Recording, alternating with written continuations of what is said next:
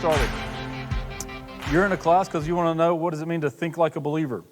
And what does God say about using cultural issues? What does the Bible say about that?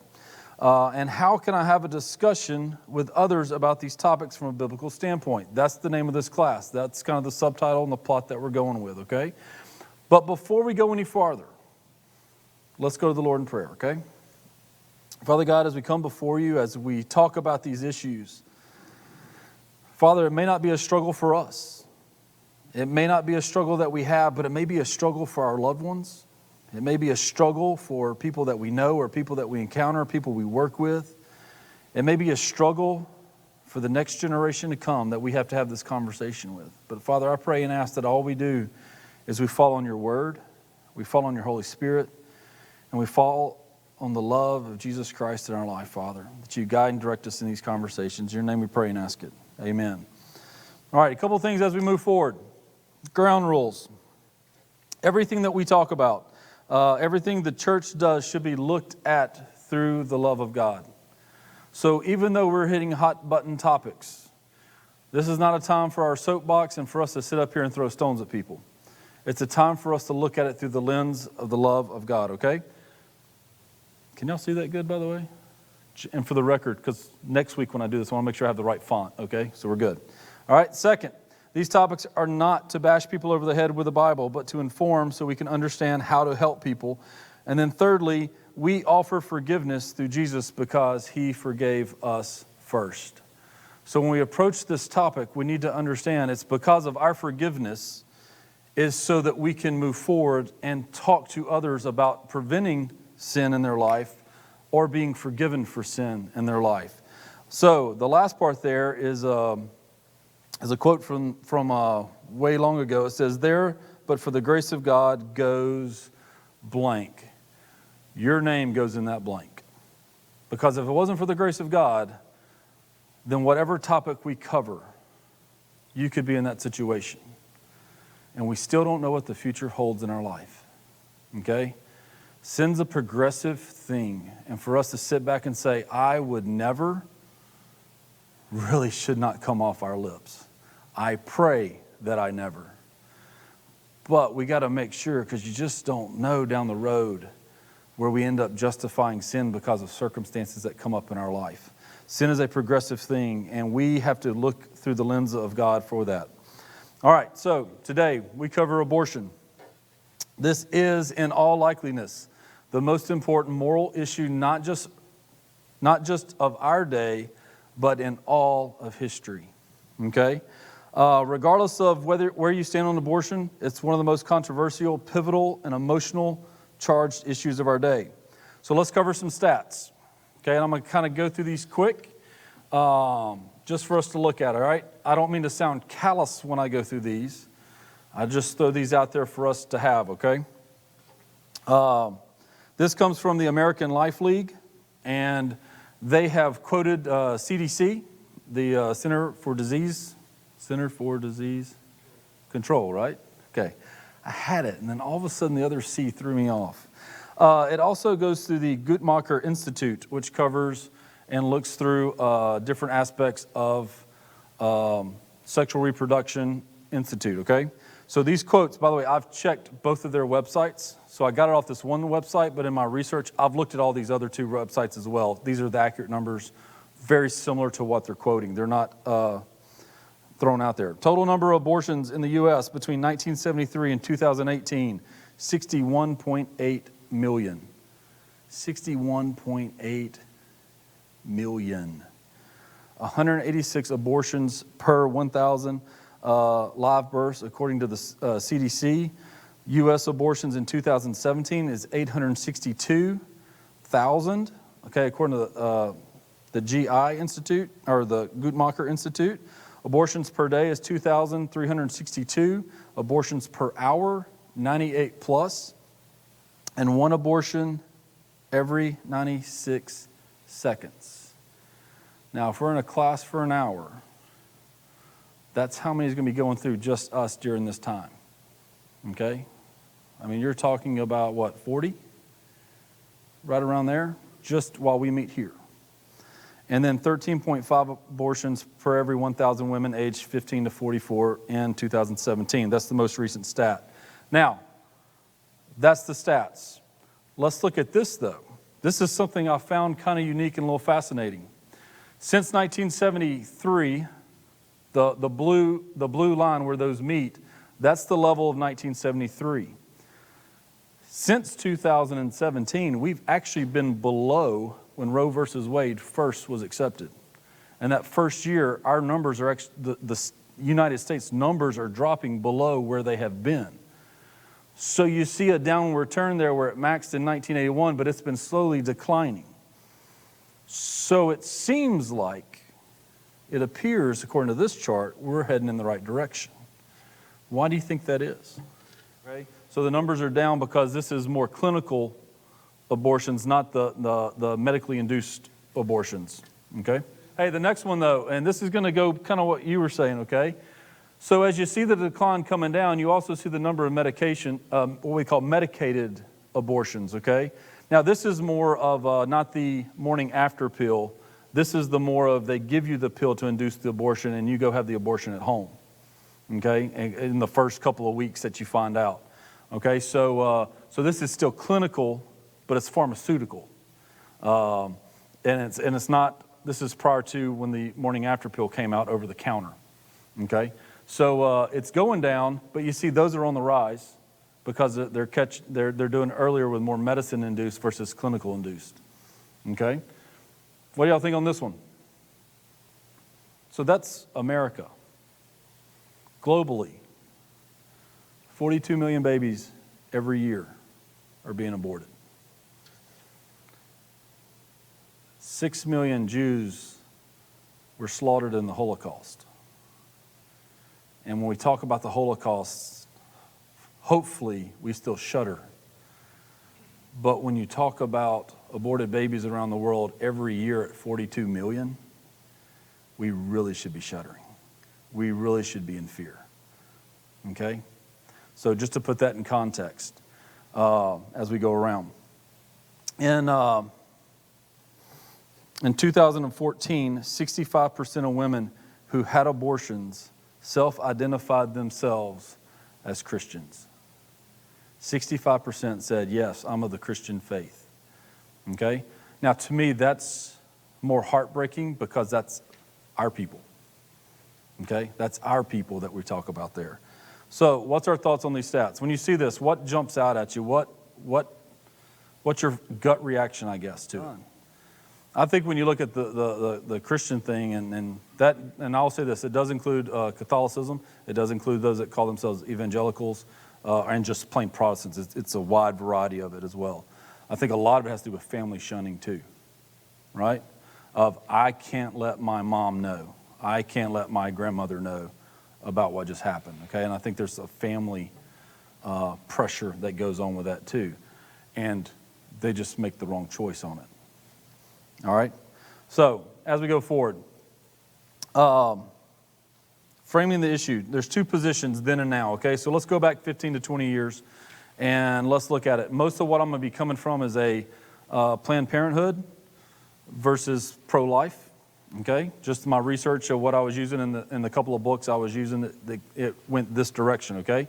So 15 years ago, then, framing the issue, two positions then and now, then, 15 to 20 years ago, Planned Parenthood had three premises that they were going off of. The first one was, it's not a baby, it's a fetus. So it was a mom-centered view, okay?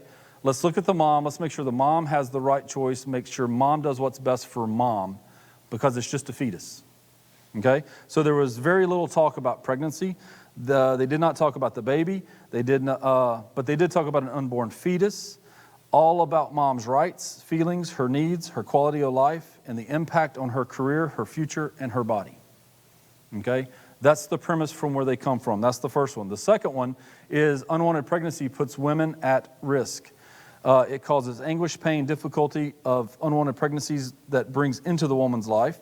The reasons why abortion is a viable option, or this reason is why abortion is a viable option, and it focuses on situations of rape, incest, abnormal stress, and highlighted the dangers of pregnancy in older women. Okay? So it justified an abortion on demand. Okay? So this is the premise that they were using back 20 years ago to say why it's okay, how to justify why it's okay. The third one was the woman is more important than the fetus. And the who of the woman versus the what of the fetus came into question. Okay? They talked about the who, the mom, because it's mom-centered, versus the what. If you don't label it a he or she, then it's a lot more easy to swallow.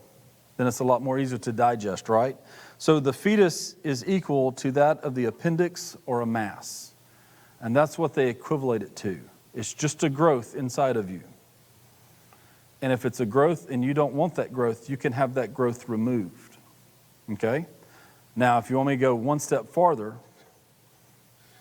the next logical step, it's a parasite inside of you.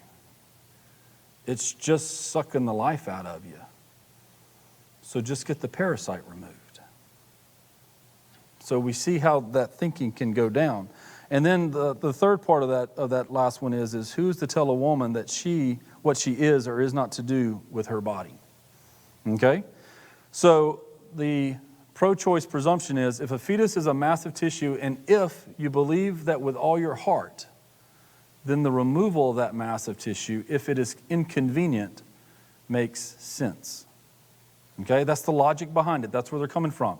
Now, why do we talk about this? Because you need to know in conversations where they're coming from.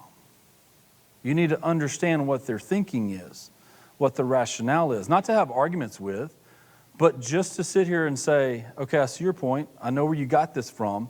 It shouldn't surprise you when they bring it up in a conversation, when someone brings it up in a conversation, because outside of Jesus, this is logical sense in some people's mind. Not in everyone. I know the word logic kind of throws people, but this is where their mind goes. This is where sin will take people and to justify what they want to do. So we have to know where they're coming from so we know how to also have a conversation back with them. So the right to life, they have two premises here. And the first one is that life begins with conception. Okay? Now you want to know why I picked abortion to talk about first, because I think this is the easy one for us to talk about. This is easy for us. Why? Because when I say life begins at conception, most people in our church would not along with me on this. Okay? I don't expect to get a chair thrown at me when I say this. Okay? So that's why we're kind of jumping into this one. But life begins at conception. The focus is on the need, the rights, and the welfare of the fetus. The life/fetus is almost always called a baby when you're from a pro-life perspective. And then singular logic, from conception until several years after outside the womb, the embryo begins a process of development. Nothing else is added. So once you become pregnant, life begins. Now, once you have the child, we don't just put the child out on the bed and say, there you go, I've done my part. Right? You still have to nurture, you still have to train, you still have to feed, you still have to take care of, change the diapers. You still have to do all that because they're still developing along the way. Just as they're developing inside mom, they're developing outside of mom. So the same logic that you have with a child outside of mom should be the same logic you have with a child inside of mom, because they're developing constantly throughout that stage. So when we talk about life begins at conception, it begins at conception and goes on through. And there is still the process of us training and us teaching and us nurturing that embryo inside and after the child comes out. Second premise is unborn babies are fully human. Even though the baby is not fully developed, he or she is a human being. There is no difference between a 5, 6, or 8-month preborn baby and a newborn infant except location. So reading through this, you get stories where one twin was born and one twin wasn't. In the eyes of the law, one twin has a life, the other one does not. One's still just a growth inside of mom. And when you start looking through this, in the past 2 months, 3 months, my sister had a preemie. Came a month early. And then 2 months ago, my cousin had a preemie. And once the baby's on the outside, they do whatever it takes to keep that baby alive. But when it's on the inside, it's up to mom's choice if you want to keep that baby alive or not. It's amazing, just the location is the only thing that's different between in these situations, okay? So to kill an unborn infant is to kill a human being. And that's where Christianity logic comes from as you go through. So the pro-life look, the presumption is, if a fetus is a pre-born human being, not fully developed, then it must be protected from externally caused death under the same ground rules that prohibit all taking of life. So if it's a life, whether it's inside or outside of the womb, it's still a life, and you protect life. All right? So what about now? Now, I will say this. This is one thing so we had a lot of good talks about why the decline, right? Because they're measuring it, the measuring system was different, right? We talked about clinical abortions going down, but medical abortions on the way up. We talked about training and knowledge is out there, and programs are out there, and just the culture itself isn't shunning or isn't stigmatizing, I guess, the way that unwed mothers were. But if we look at now what we look at, this is one thing that wasn't brought up, but y'all are kind of dancing around with it. Hang on. Let me check my notes, make sure I don't jump ahead. Before I get there, I don't have a slide for it. Technology has transformed. Have y'all seen the 4D image of the ultrasounds? Now, my mom had twins. I have twin sisters. They're 7 years younger than me. I tell them all the time, we only wanted one of you, because that's what big brothers do. And then they would fight each other over which one was wanted or not. Now, that's a joke, right? So but my mom didn't know she had twins until she was 6 months pregnant. Because back in the 80s, you got one sonogram, and that was about it. Now, when they did the heartbeat check, my sisters had the identical heartbeats. They were in sync, so doing the heartbeat. But all of a sudden, 6 months along, my mom's like, hey, this is my third kid. Something's not right. This one's way bigger than the other two. I was an 8-pound baby, and something was not right, okay? Because they were bigger at 6 months than we were at 9. So when they went into the sonogram, they came in and said, look, there's the baby. And then the head moved and said, and there's the second one, okay? So just technology has progressed over time. Even between the time that my son was born, we were allowed 2 ultrasounds. Now it's, when you want an ultrasound, we'll give you one. And then back then, 40 ultrasounds was like cutting edge, and it was like, how do we even know that's the real kid? Right? It was so new technology even then. We're like, you're just putting anybody's picture up there and selling it to me is all you're doing. Okay? But just by seeing 4D imaging of what the baby looks like on the inside, and when other people I've seen do that, you can actually see it looks like mom or dad. Then what it is, technology reveals even to a unchristian culture that says, well, that looks like a human. That looks like a baby. That baby's sucking its thumb. It's doing everything a normal baby would. Matter of fact, 85% of women who see the images of 4D images when they have an unplanned pregnancy decides to carry the baby. That stat comes out of San Francisco, which is one of the most liberal areas in our country. And when they see the image, they change their mind 85% of the time. Abortions are on the decrease in the U.S., as we already kind of covered. But as we move to the now part, Planned Parenthood, their argument is now one of timing. The decision to have an abortion means being responsible and acting with full understanding of the impact. So if a preborn baby negatively impacts the mother's mental or physical health or the welfare of her family or future, then safe, legal, abortive options must be kept available to that woman.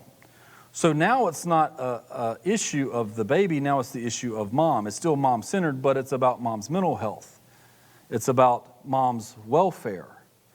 It's It's not about the growth inside, and it's going to be inconvenient. It's her responsibility, how she fits in society, and if she chooses not to fit in society with that child, she has the option to opt out.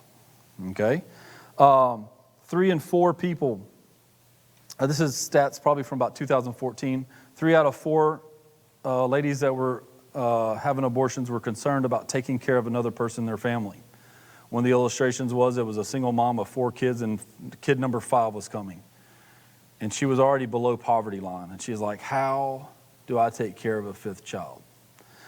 3 out of 4 can't afford the other child. 3 out of 4 say the child will interfere with their work, their school, their ability to care for a dependent.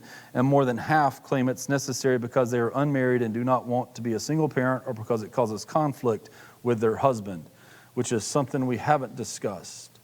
Sometimes the abortions is because the boyfriend, the cohabitator, or the husband doesn't want the child. And we haven't looked at the outside pressure of someone inside the house saying, go have an abortion. We don't want to deal with this. We already have 4 kids. We don't need a 5th one. Take care of it. And that's the situation we find ourselves in when we're having these conversations. So that's why I say we don't want to look at this through judgmental eyes. Yes, sir. No. So the question is that when we have these conversations, people come back and just say, it's none of my business to talk about. One thing I would say about that is that's why you always bathe your conversation in prayer. I'm going to go 2 directions with this question, okay? One is the fact that I'm betting that person's been burned by the church or Christian before. And that's why they've come up with that stance, because it's easy to shut the conversation down instead of having the conversation. And I think that's where we do injustice as a church and as Christians, is that, one, we're reaping what other people have sown, whether it's the bashing or the not listening or not hearing. And so when we get in those conversations, we see that they've already been burned by the church. They've already been burned by people, religious people. It may have even been people they've gone to counsel with, a pastor or a deacon or someone in the church, and they come back and just say, well, this is the way it is, in a discussion, versus listening, right? Right. And I'm not saying this is one of these issues I waver on. Scripture-wise, and we're about to get to that, Scripture-wise, it's very clear. But how you introduce Scripture into that conversation, we've got to get the opportunity to even do that. I was in Argentina on a different topic, but kind of the same scenario. I was in Argentina, and I walk up to this lady, and we're doing a survey, right? So, because in Argentina they speak Spanish. Michael Blue does not. But all the English classes came to us and said, hey, our teacher saw that y'all were here. They wanted us to answer a survey so we can get a grade on it. So they would ask us 3 questions like, why are you here? Why'd you pick Argentina versus going somewhere else? So these just weird English things that we're trying to work with. And I said, okay, I've answered 3 of your questions. Now can you answer 3 of my questions? And so I asked the question about, hey, we're here because Jesus has called us to be here. And the lady just started laughing at me. And she goes, please. She goes, and I said, what's going on? She says, she doesn't believe in sin. I said, really? That's fascinating. Now, I could have easily said, this conversation's over with. You don't believe in sin.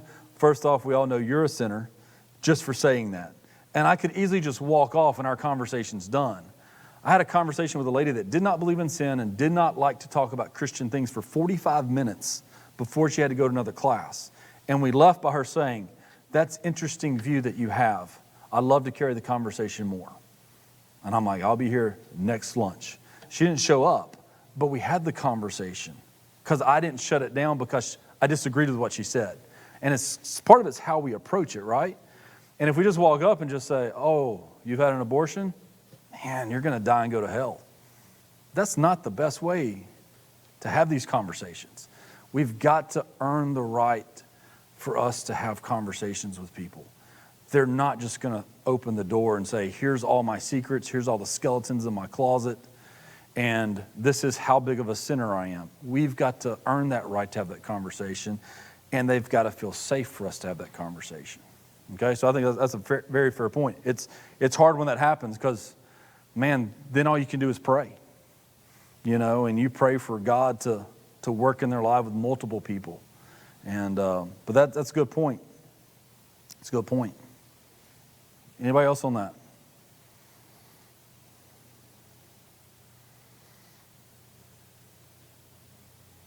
All right, where am I at? All right, so that's the Planned Parenthood position now. Pro-life position now. Hadn't changed. 20 years ago, we believed the same thing. 20 years in the future, we still believe the same thing. It has not changed. So how we answer the genuine questions of people in crisis is a real issue. So the issue today, does the preborn baby have inalienable rights to live under any circumstances? Or does the mother have the right to terminate her pregnancy to care for herself and her family's welfare, both present and future? That's the issue of abortion. That's the issue of what has to be determined for each and every individual. Okay, so let's look at the evidence. And I'm going to pick up the pace through this, okay? Because I want to get to the end for a little more discussion. As we examine the evidence thoughtfully, let's look at it from a medical science. Heartbeat begins between 18 and 24 days after conception. Brainwave begins as early as 45 days. Mothers can feel movement at 42 days. After 8 weeks, the baby possesses the unique fingerprints that he or she will have for the rest of her life. And all bodily functions are present at 8 weeks and are functioning at 11 weeks. And at 11 to 12 weeks, a baby can suck his or her thumb. You can see it clearly in the 4D image. Okay? But if we also look at it, the criteria for death, as established by Harvard Medical School, may be used in reverse to demonstrate life at early stages of pregnancy. Okay? So this is how Harvard Medical would say this person is legally dead because of all these. So if they don't live up, well, I guess that's the wrong choice of words, right? If they don't meet that criteria, then technically they are still living. So by reversing it, it would indicate that an unborn is alive by week 6. So that criteria, by the way, is no response to stimuli or pain. If that person doesn't have stimulus or pain, that's a checkbox for them to say that person's dead.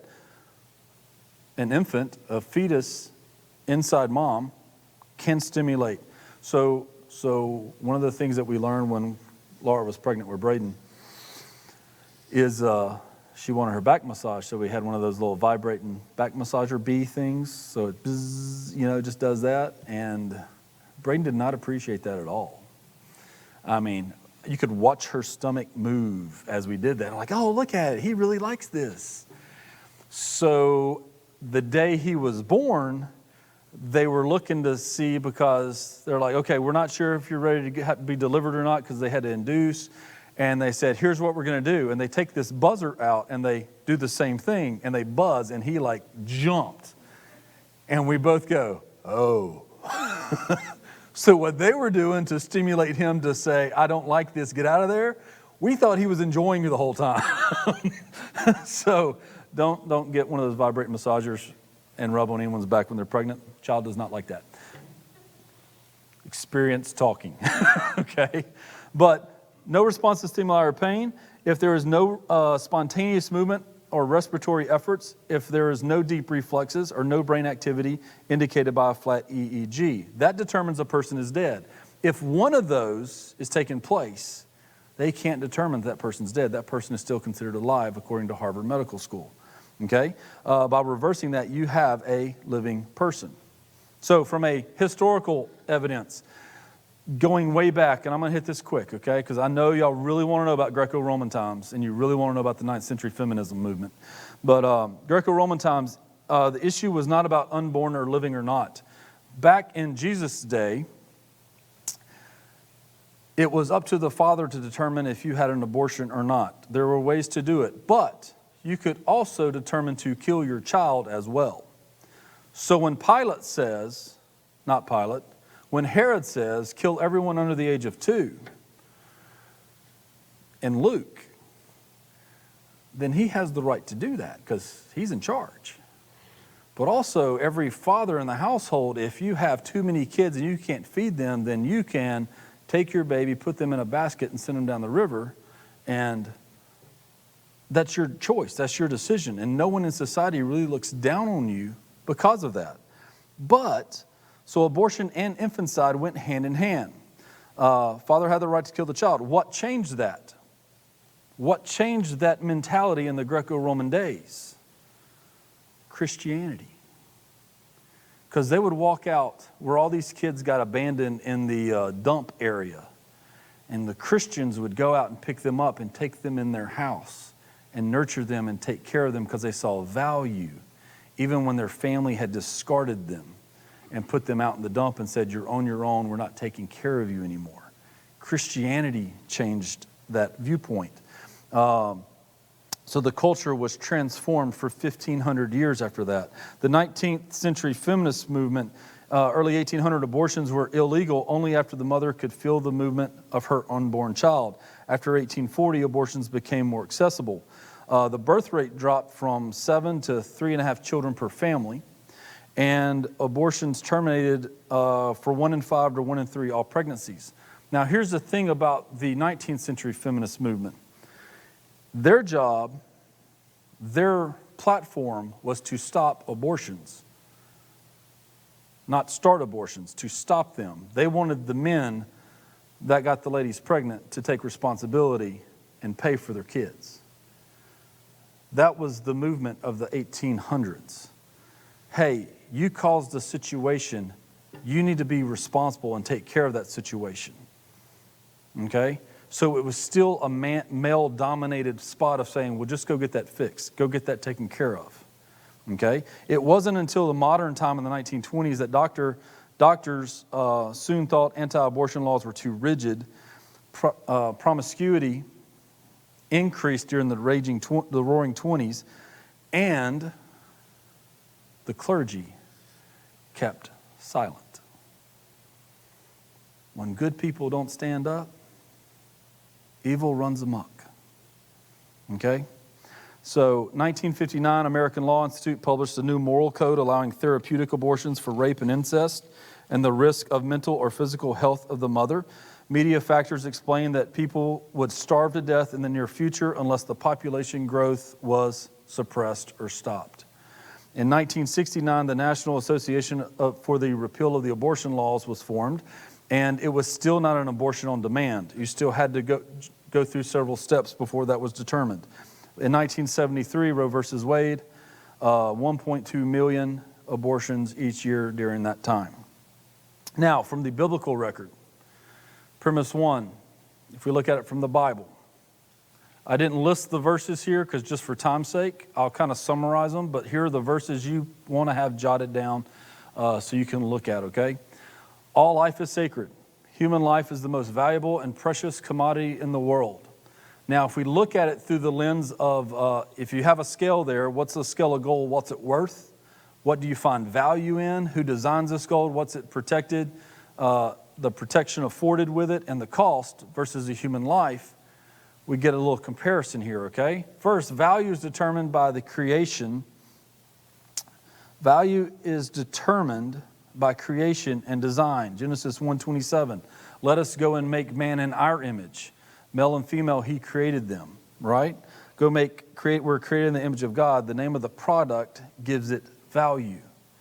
If I were to go out and buy a pair of shoes and it had the word Nike written on it, the price just jumped on me because it has value and it's determined by the name brand. We have the imprint of God on us. And because of that, the value has jumped. And it's jumped over every other spot of creation because we were created in the image of God. Nothing else in creation was. So we are considered valued more by the Creator and the Designer. Value is determined by the protection afforded. Genesis 9:6. It talks about the more you protect something, the more value it has. Let me ask this question. Anybody got more than one car? When the storm comes, whose car gets put in the garage? All of them, right? At my house, I don't have a big enough garage for that. But I'll say this The daddy van, the 2012 daddy van with 205,000 miles on it, never makes it in the garage. Okay? So, it doesn't make it in there. Why? Because the protection afforded. The newer car gets put in there, right? Because if the hailstorm comes and hits my van, you're not going to notice that much. I mean, it's been beat up and banged up. But my wife's car, we're going to notice. And we're going to put that in the garage. Okay? So the value is determined by the protection afforded it. So Genesis 9:6, it said, you take a life and yours will be required of you, in summary. Value is determined by cost. 1 Corinthians 6:20, Mark 10:45 talks about Jesus came to ransom us. Jesus came and gave his life for us. And because of that, our cost goes up. It cost him everything for us to have a relationship with him. There's a cost involved. We talk about free salvation. Salvation may be free because the cost was paid by somebody else. And that was Jesus. And when the cost is paid, then we need to understand every human life has value. Why? Because Jesus died for everyone. It's just that we have to receive that. So he's dying for all of them. There is a cost involved. Now, when I go to Copeland's on my birthday, normally when I go to Copeland's, you have a meal that you pick when you go to Copeland's? Mine's chicken parmesan. I know what you're thinking. You go to Copeland's. Why are you getting chicken parmesan? Because it's good. Okay? Next time you go, check it out. But I had this card, the Lanyap card, I believe it is. And on my birthday, I can get anything I want for free. I don't get chicken parmesan. I get the biggest steak they have because it costs about $30. And I know the other 364 days of the year, Michael Blue can't afford that steak. But it's free that day. Now, I get that because I know what it's worth. And I know, hey, I'm going for that. Same thing here. When we know what it's worth, that Jesus came and died on the cross for our sins, we know what the worth is, then it should elevate what the cost is of the lives around us. Okay? Second thing, premise 2, Scripture affords the same sacred value on the fetus or the preborn baby as it does on all other human life. Value is determined by the creation and design, right? By the design, right? So Psalm 139, verses 13 through 16, Jeremiah 1:5, it talks about, David talks in Psalm about, you knew me in the womb, you knit me together. You had a plan, you had a purpose for me. Jeremiah, I called you when you weren't even born yet. Right? Because the designer had a plan. So, Israel was on a huge downward moral slide and he called Jeremiah. He knew you. How many lives were cut short because their lives have been cut short? How many people, as we talk about the 65 million around the world every year, what have we missed out on?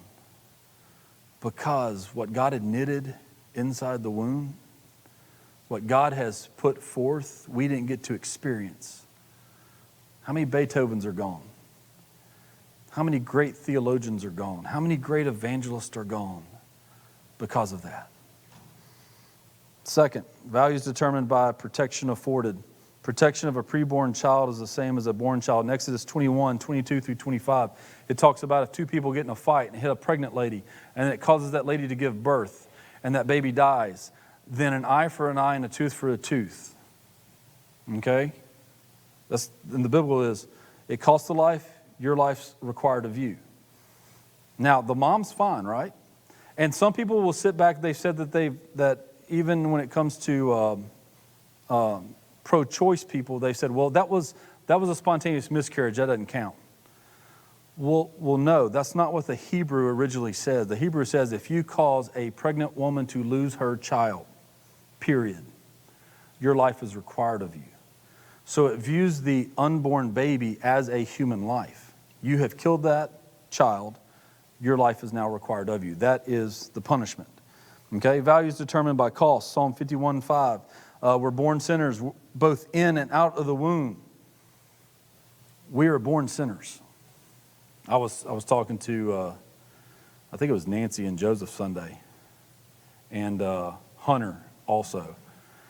And they said, yeah, the number one word our kids are using now is no. And I said, yeah, you didn't have to teach them how to sin, did you? And they said, no, we see it very clearly. They were born that way. Because we are. We come from imperfection. Therefore, how can we be born perfect? I know they look perfect, but we're still born sinners.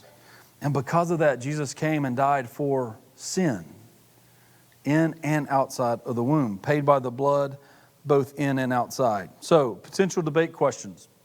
Any questions on that before I go? Any thoughts? Okay. When the life of the woman, so the debate question is this. Here are 4 things that the debate topic comes up after all this is being said. When the life of the woman's life is at stake, if she carries to full term, how can we save the woman's life?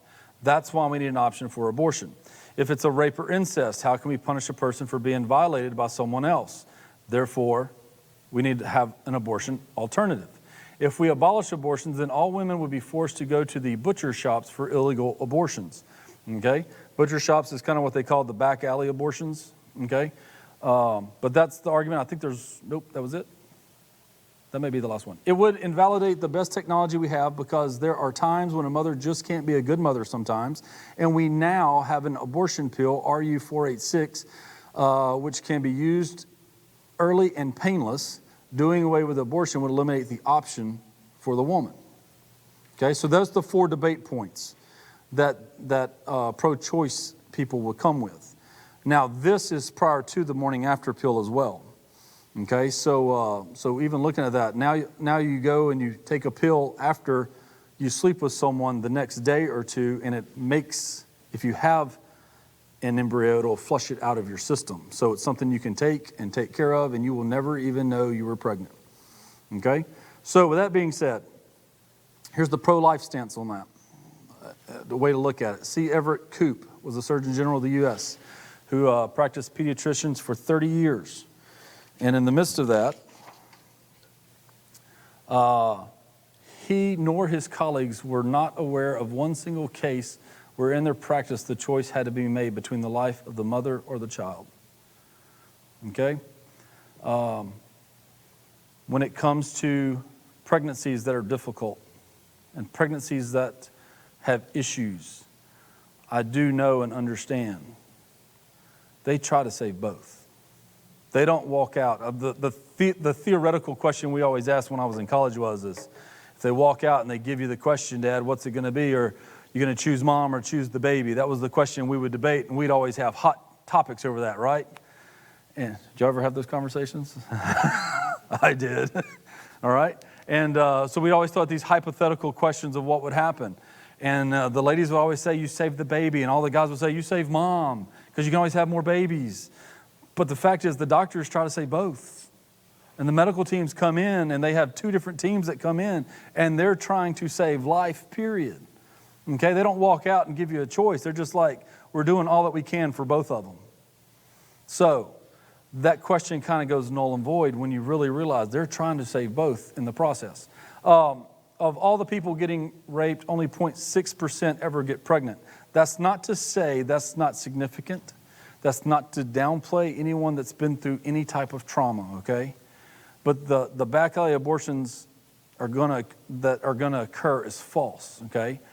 Because when this argument's made, they assume that it happens extremely lot of times. In reality, it only happens 300 times maybe. So when you justify or you look at the numbers, it's 300 versus however many hundreds of thousands every year being aborted, or the 1.2, I think is another term that they used. So when we look at those arguments, what we look at is people that get pregnant because of rape or incest is really an extremely rare situation, okay? But as we mentioned before, God has purpose and plan for every one of them. God has a purpose and plan for every child that has been knitted inside the mother's womb. The RU486 pill is far from easy and painless. It requires multiple times for you to go in and take it. A lot of times, too, when you take that, they send you home to take it, and you end up basically having a miscarriage at home. Doctors don't go over that too often with you, okay? And then it goes to the next spot of the post-abortive syndrome. And people never realize that these situations where they go through with abortions, the ramification that it has year after year in their life. One of the stories I was reading through on some of this, it says a lady had several failed marriages. Her relationship with her mom and dad just went down because when she was pregnant as a teenager, she went and had an abortion. She didn't tell anybody about it. She went and had an abortion. And then she saw all the other relationships in her life dissolve. And for 20 to 40 years afterwards, it wasn't until she became a Christian that she found forgiveness, she found love, and started looking back and saying, I see the ramifications of that one choice in my life. But no one ever told me the consequences of it. No one ever told me that. They told me how simple it'd be. They told me how this would be no more problems after today. Nothing. But the emotional toll affected her life for the majority of her life. Okay? So, that's kind of debate responses. Any thoughts? Questions?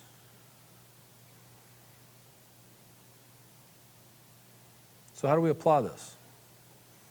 How do we apply this? Like I said, I don't want to sit here and just throw out fact after fact after fact and just say, here's your ammo, go and use it. We find forgiveness and healing in the Bible.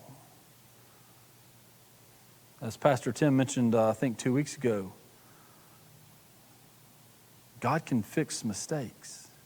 God is bigger than the mistakes you make. And we find forgiveness and healing through God. Abortion is not the unforgivable sin. It is not the unpardonable sin. Is there consequences that go with it? Absolutely. And we need to have those conversations and prevent as many as possible. But on the other side, we need to be a forgiving church. Remember the comment at the beginning? Lust for the grace of God, there go I. I've seen numerous lives that have come in and out through church. This is one of those topics we always talked about and we always preached about until you realize when you sit in church and you start realizing the people in the church, this affects them personally because they're on the other side of the abortion. And you look out and all of a sudden faces start coming to mind. It's not just numbers that are out there. It's the person that sat in this row last Sunday. It's the person that sat over there. It's that person over there. And they come and give a testimony. When I was doing youth, they came and give a testimony and they're like, that was 20 years ago. And I still struggle with it to this day. We are a forgiving place in healing. And remember, forgiveness is a step in time, but healing is a journey. If someone walked into our church and just said, hey, I had an abortion and I just need forgiveness, are we a church that's ready to welcome them, accept them, and minister to them? Or are we a church that's going to kind of go back to where John was there? That's just going to say, you know what? You got no business being here. And then next time they have that conversation, they'll look at us and say, I'm sorry. Stay out of my personal life. Stay out of my business because you have no business going there. But with that being said, we need to take responsibility. And when I say take responsibility, I'm talking about as Christians, as believers, we do need to take a stand. When the clergy kept silent, laws got loosened up. So we need to make sure that we are taking a stand and we are taking a fight for this.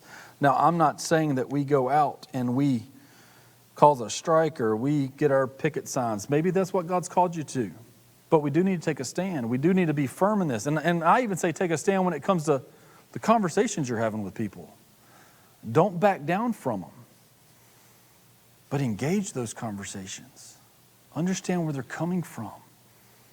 You know, let them know that, hey, I know where you stand on this, but you need to understand where I'm on this. Forgiveness is here. God's love is here, and God's love changes people. So, take responsibility. Also, abortion isn't political, it's moral. Don't make it a political issue, it's a moral issue. Now, I know that moral issues tend to go political as well. But we as a church, and a lot of people, we've been having this debate in our family of what churches can say, but also what can kids say at school, what they cannot say at school. Churches have every right to discuss moral issues. You know, we can't sit up here from a pulpit and say, you need to vote for this person. But we can say, this is how you need to vote morally. Okay? And even as a church, as a body of believers, we need to stand for morals.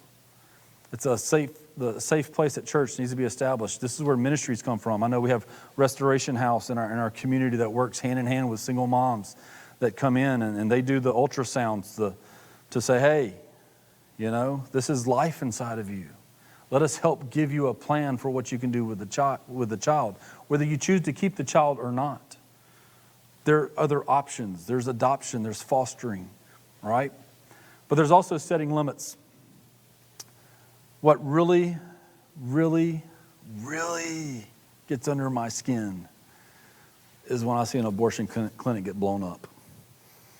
Or when I see Christians that go out to do the right thing and they cross the line, and next thing you know, you see the fights breaking out on TV. Every time if you go out to do something morally right and cross that line, it's going to hit the news, people. It's going to hit the news. But when I look at that, I sit there and say, man, a lot of people are watching this show, and they're thinking we are all like them. So we can't cross the line. We've got to set limits of, we can take a stand, and we can say this is the moral absolute, but we're not going to become other people and cross other lines in the process, okay? But I think the biggest thing is we just need to act in love. We just need to show the love of Christ. And when we show the love of Christ, then people come and they want to have conversations, and they're eager. Eager may be the wrong word, but they're eager to come and just lay it at your feet and say, I've messed up and I need forgiveness. And when they're just looking for someone to say, you know what? Jesus can forgive you. Jesus can forgive you. There's a way for you to have hope. There's a way for you to have peace in your life. And it's through Jesus